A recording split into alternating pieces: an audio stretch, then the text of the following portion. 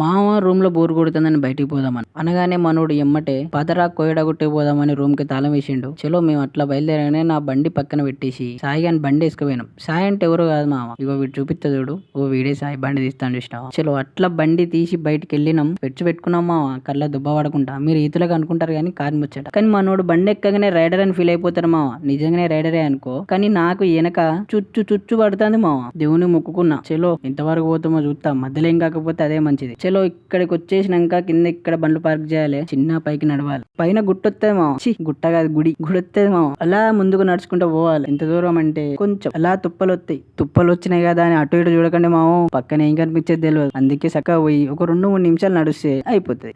నాతో వచ్చి నేను చూపిస్తా. ఇదే మామ మన ఫస్ట్ లొకేషన్, అయితే చూసేయండి.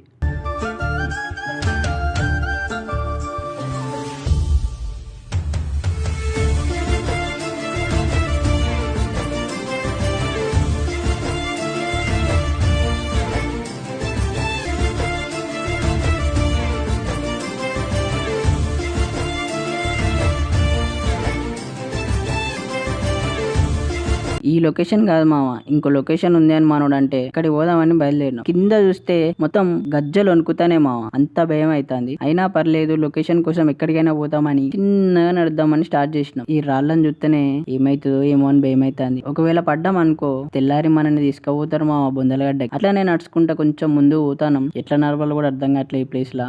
మీరు ఎప్పుడైనా వెళ్తే మాత్రం చాలా జాగ్రత్తగా వెళ్ళండి మా. ఈ లొకేషన్ చూడండి మా.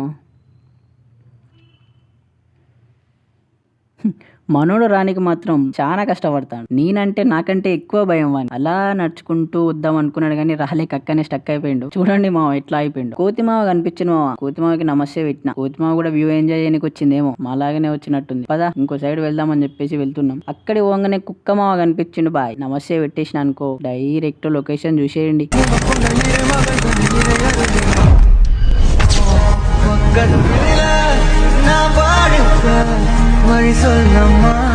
సూపర్ అంటే సూపర్ ఉంది మా లొకేషన్. అలా 2-3 క్లిప్పులు తీసుకొని ఇంటికి పోదామని వస్తుంటే మనోడు ఒక రీల్ తీద్దాం అన్నాడు. రీల్ తీద్దామని ముందర ఒక 4 వస్తారు. వాళ్ళు వస్తారని రీల్ వద్దు మావ అంటారు. ఇంత భయం ఉంది మావ మనోనికి. రీల్ తీయాలన్నా పక్కన ఎవరు ఉండొద్దు. చలో బాయ్ మళ్ళా.